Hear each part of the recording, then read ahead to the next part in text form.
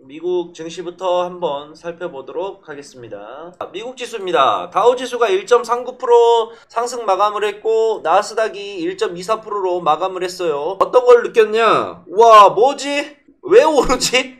여기서 올라갈 자리가 아닌데 왜 오르지? 라는 생각이 드는 하루였습니다. 이제 금요일 장이 열렸으니까 제가 토요일날 아침에 이제 확인을 했을 거 아니에요. 저번 주 토요일날 아침에 일어나자마자 미국 증시 지수 확인하고 나서 왜 다우와 나스닥이 올랐지? 여기서 올라가면 안 되는데? 라는 생각이 드는 하루였었습니다. 전혀 예상 밖의 상승이 나왔었고 다우도 그렇고 나스닥도 그렇고 굉장히 큰 폭의 상승이 나왔다고 좀 평가를 하고 있어요. 그것도 이제 다우 같은 경우에는 저번 주 목요일과 금요일 양 이틀간에 걸쳐서 하락분을 1, 2, 3, 4, 5일 동안 하락시켰던 걸 이틀 만에 다 만회하는 굉장히 큰 폭의 V자 반등이 나왔다고 평가를 내릴 수가 있고, 나스닥 같은 경우에도 다우만큼 많이 아직 올라가진 못했지만 그래도 저점 구간을 확인해 줬다는 데서 의미를 좀 크게 둘 필요성이 있다고 생각을 합니다. 자, 일단은 다우 산업지수도 그렇고 나스닥 종합지수도 그렇고 이 친구들이 올라간 데는 딱히 이유가 없어요. 정말로 이유가 없습니다. 지금 최근에 가장 시장에서 하락의 이슈를 만들어냈던 게 결국 미국의 국채 장기 금리인데 10년 금리인데 이 금리 자체는 오히려 상승이 나왔어요. 근데 어느새 금리 상승에 대한 이슈는 야금야금 들어가더니 이제는 또 코로나19 경기 부양에 올라온다라는 이슈가 작용을 해가지고 그런 이슈로 갔다가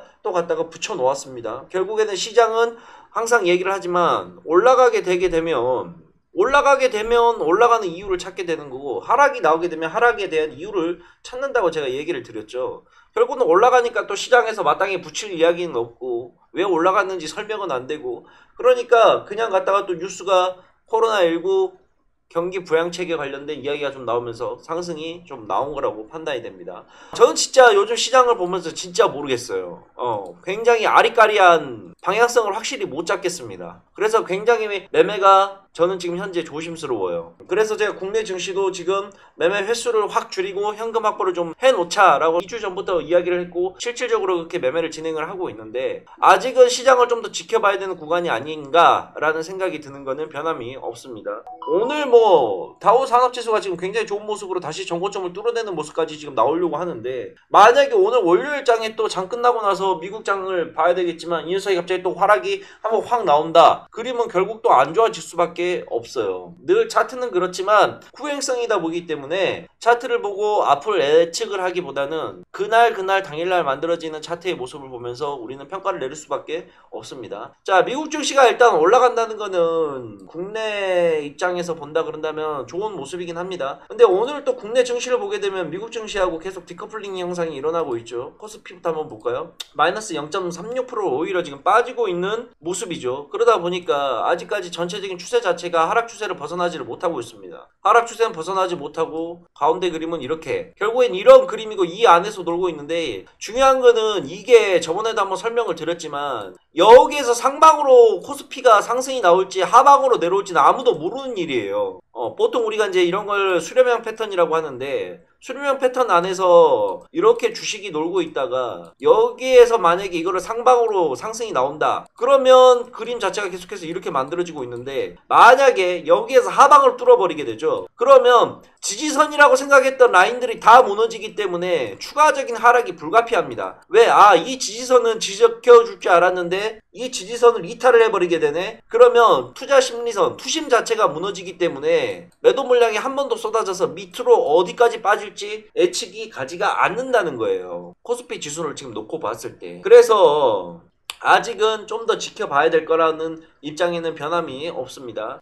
그래서 아마 지금 구간에서는 굉장히 많은 투자자들, 개인 투자자들 뿐만이 아니라 기관도 그렇고 외인도 그렇고 기관, 외인, 개인들까지 포지션 자체를 애매모호하게 아리송하게 잡고 있기 때문에 본격적인 상승도 나오지 않을 거고 본격적인 하락도 나오지가 않을 것이다. 그 반증을 드는 애가 결국 뭐냐? 증거를 하나 대볼게요. 어떤 증거를 댈 수가 있을까요? 바로 줄어드는 거래량입니다. 간단해요. 결국에는 주식은 상승을 하려면 사는 놈이 많고 파는 놈이 적어야죠. 어찌됐건 잠잠하던 주식 자체가 상승이 나오기 위해서는 가장 필수적으로 필요한 게 거래량입니다. 사는 놈도 많고 파는 놈도 많고 매수와 매도가 활발하게 이루어져야지만 시장은 상승이 나올 수가 있어요. 지금 거래량을 보시게 되면 거래량 자체가 계속해서 축소를 하고 있죠. 이 말은 즉슨 뭐냐? 포지션 잡기가 전부 다들 애매하기 때문에 사기도 그렇고 안 사기도 그렇고 매매 거래량 자체가 줄어들 수밖에 없는 겁니다. 이해 가십니까? 그래서 우리도 거기에 맞춰서 가야지 여기서 잘났다고 앞으로 상승이 나올 거야 강하게 살 거야 아니야 앞으로 하락이 나올 거야 강하게 팔 거야 라는 생각을 가질 필요 없이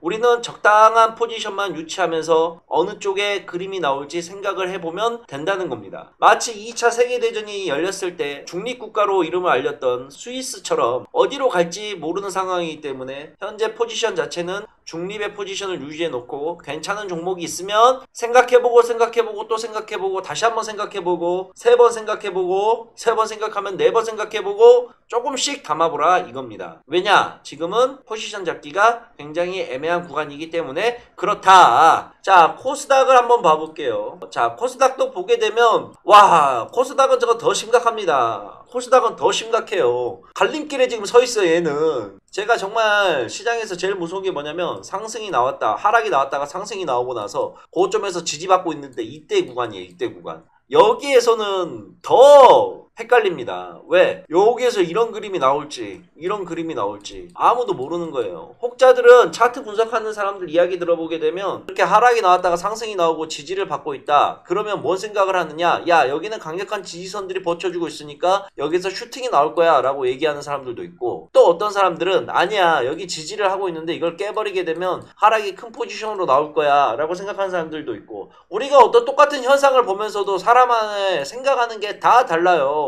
저는 이렇게 생각하는 게 다를 때에는 매매를 줄이는 게 정답이라고 생각을 해요.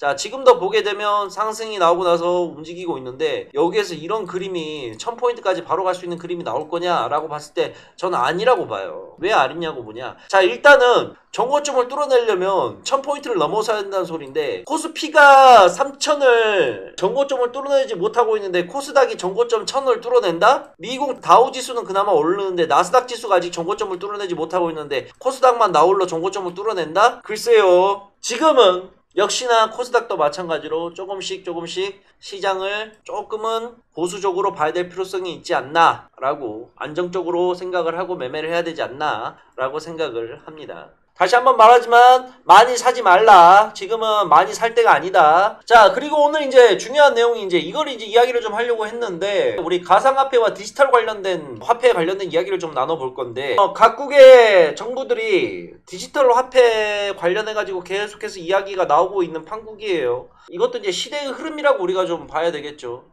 최근 들어서 제가 이제 뉴스를 많이 보는데 뉴스 관련해가지고 자꾸 디지털 화폐 관련된 이야기들이 계속해서 나오고 있더라고요. 지금 보시게 되면 중국도 그렇고 미국도 그렇고 일본도 그렇고 천지빛깔이로 지금 디지털 화폐, 가상화폐 이러한 것들에 관련된 법안들이 속속히 만들어지면서 가상화폐가 안 되면 디지털 화폐 쪽을 하는 나라도 많고 굉장히 관련된 뉴스들이 많이 나오고 있습니다. 그래서 가상화폐 쪽과 디지털 화폐 쪽을 다 봐야 되는데 저는 개인적으로 가상화폐 쪽보다는 디지털 화폐 쪽을 보는 게 맞지 않나 라고 생각을 하고 있어요. 그래서 이제는 우리가 생각하는 통상적인 화폐의 개념을 다시 한번 띄워놓는 화폐의 개념이 나오지 않을까 라고 생각을 합니다. 그러면 디지털 화폐 관련주들은 뭐가 있을까? 형이 간단하게 아침에 정리를 좀 해놨어. 자, 요런 것들이 있다. 디지털 화폐 관련주. 그러면 이거를 어떻게 해야 되냐? 옆에다 치워놓고 종목을 이제 하나하나씩 가야 되겠지. 한네트도 보고 로지시스도 보고 KCT도 보고 흐르는 게 어떻게 다 똑같네. KCS도 보고 푸른기술도 보고 센트럴인사이트도 보고 한국전자금융도 보고 K사인도 보고 한국컴퓨터도 보고.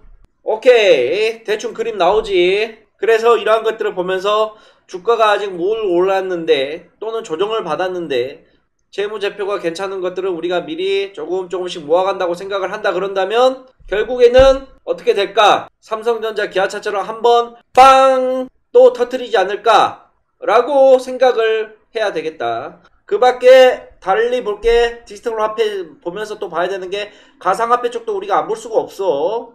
가상화폐 쪽도 봐야 되는데 가상화폐 쪽은 또 여담으로 그냥 한 번만 보자. 오늘 본 자료들은 따로 올려줄게. 가상화폐 관련주 어디 보자. 아이고 많기도 하네. 이런 것들이 있네. 그럼 방금 했던 대로 공부를 해봐야 되겠네.